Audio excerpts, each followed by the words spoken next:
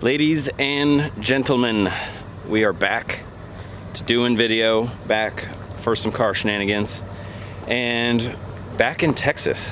So first of all, in this video today, we're going to be going over the truck, Liam Nissan, to hopefully fix its axle seal problem. Before we took it down to Texas, it actually started leaking out of the axle tube because we put a new seal in there when we had it apart to rotate that housing.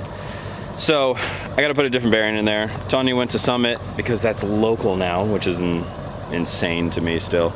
Went and picked up a couple of bearings for me while I was working yesterday, so we're going to give those a try and see if that fixes the problem. And then we're also going to be, this whole time we're going to be at Nick, PTS Fab, his customer with the vet.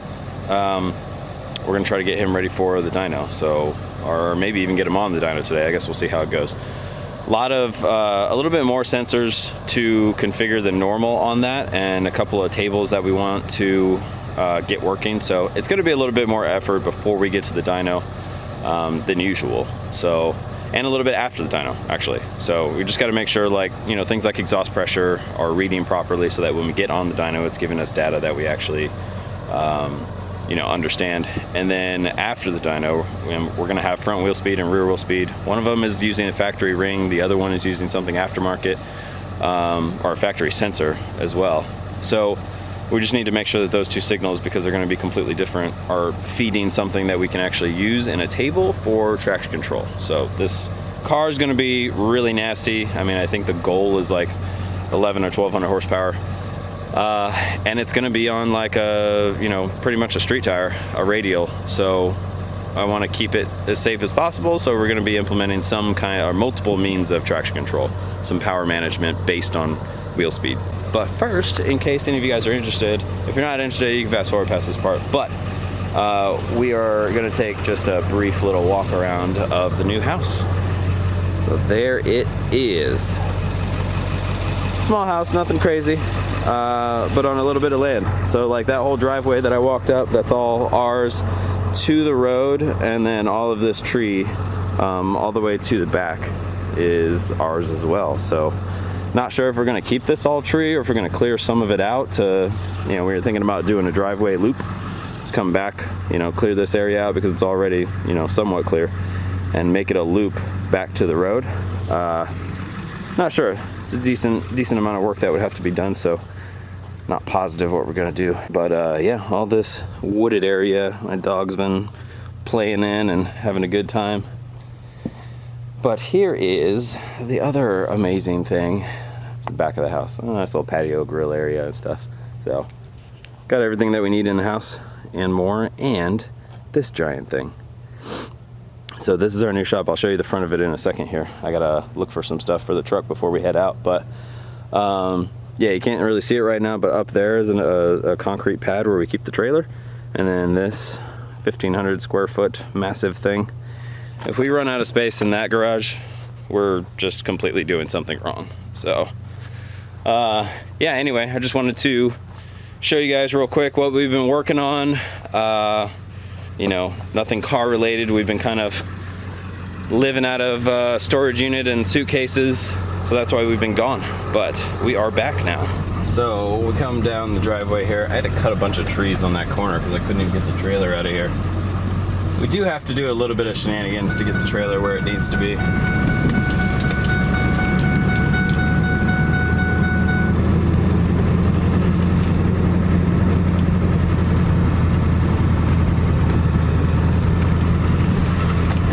Bit of a hill. When this is icy, this is not gonna be good.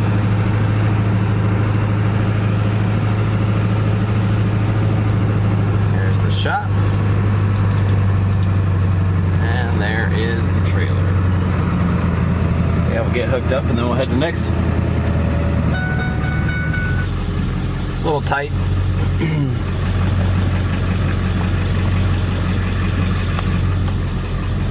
Can't really see out of that mirror yet, so I'm just hugging this side.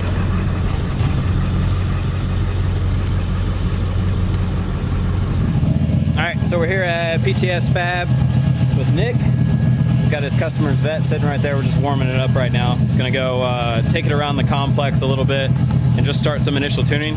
Just shake it down, get it ready for the dyno and whatnot. A couple of sensors that we still have to configure, but we just want to make sure it's ready for the dyno. We don't need the dyno to work out the speed sensor and you know, the exhaust pressure sensor, which we're having an issue with right now. It's just static reading 88 psi for some reason. So we'll deal with that later, but we're gonna go cruise it around now that there's nobody in the complex and there's still some decent light. We turned it all the way down, so right now it should just be like 4 pounds, maybe even less. Just want to start getting a curve and make sure fuel is doing what it's supposed to be doing before we start turning it up.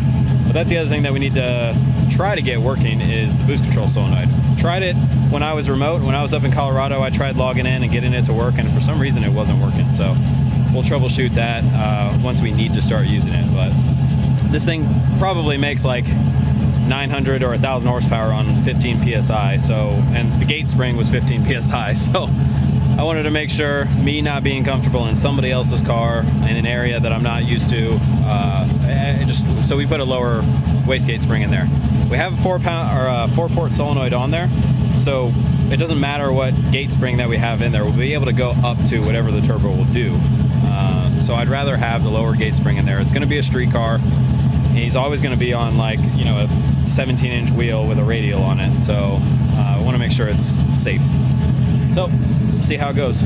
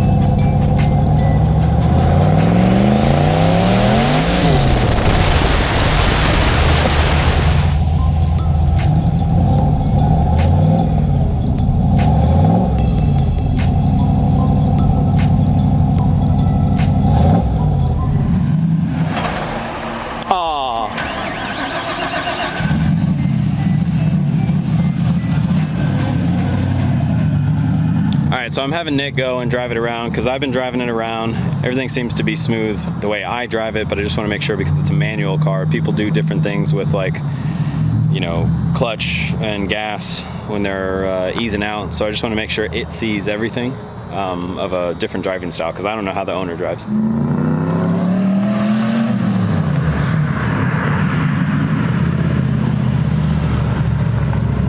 Sounds good from out here.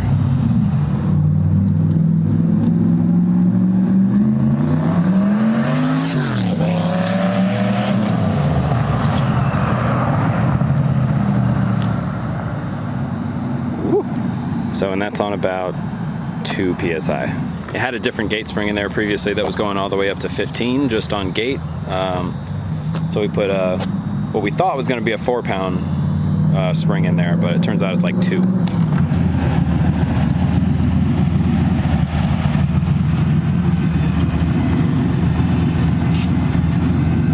All right, my other camera's charging, so I got to use the GoPro for now. So everything went well with the vet, right up until the transmission stopped wanting to go into gear. So not actually sure what's going on with that. Nick's going to try to figure it out, but engine wise everything was ready to go. I mean, we were literally about to put it away, and Nick was going to schedule dyno time for next weekend and try putting it into gear, just wouldn't go in. So he's going to figure it out during the week. Hopefully it's something stupid and simple. I didn't end up doing anything to the truck.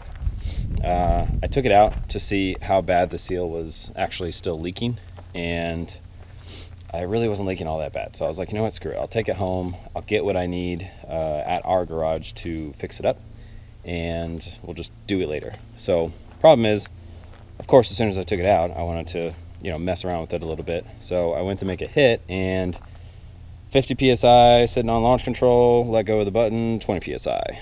So I think the fuel filter is clogged up again. So we're gonna take a look at that right now. All right, so we're gonna do this in the driveway because the shop, as big and new as it is, despite how much I want to use it, is infested with wasps right now. So I do need tools, so I'm gonna have to run in there and hope to not get attacked by them. They're pretty slow today, but since it's warm, they're actually a little more active than they have been. So until we get a handle on that, I'm just gonna do it out here because it's really nice weather, so might as well. So we gotta take that sucker out of there, take the filter element out, see what's going on with it. Hopefully it didn't collapse and it's just clogged up from whatever we couldn't get out of the tank. But we'll open that up too and see what it looks like, because last time there was a bunch of really obvious, visible, like silt almost, sand that was. But now that we got a filter on that, there shouldn't be a whole lot of crap. So I'm curious to see if it's just what we couldn't get from the last time or if it's a new issue. We'll see. All right, so we're gonna have to figure out some sort of solution because this thing is the same sand. So what we thought was road debris coming in through the vent. Hopefully you can see that. I don't know if it's gonna focus in on it. But anyway, crazy dirty. Completely caked. Bottom of the tank, you probably won't be able to see it with this camera, but bottom of the tank is... Can you put a light on it? Yeah, we can try. So, I mean, we could probably get by for a little while. We're gonna have to make sure that we continue to clean the filter. And the reason why there was so much in the tank was because it sat there and it was just, you know, we weren't running the car, it wasn't doing anything, so it had time to really build up in there. And then I went and drove it and probably just immediately clogged the filter. So I'm hoping the majority of it got caught in the filter, but realistically we're gonna have to, goddamn bug on me. Realistically we're gonna have to send off the injectors to get cleaned, and you know, just to get anything out of there that didn't get caught by the filter. So that's kind of a bummer because I really don't want to wait for that, and I don't have an extra set of injectors to put in there because the other set that we have are also dirty as hell. What? Oh, are they dirty? No, they're not clean. What were we going to use for yours? 1200? Yeah, that's these. We have 1600s, don't we? Oh, we do have the 1600s, and those are clean. Yeah. I really hate them though.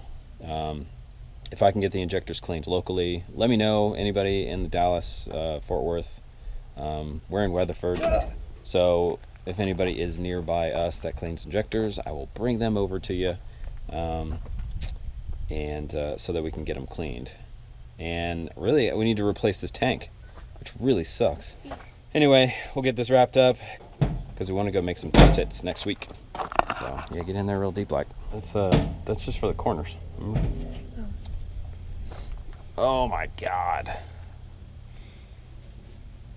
Looks like mud. Yeah. That's how much of that is in there.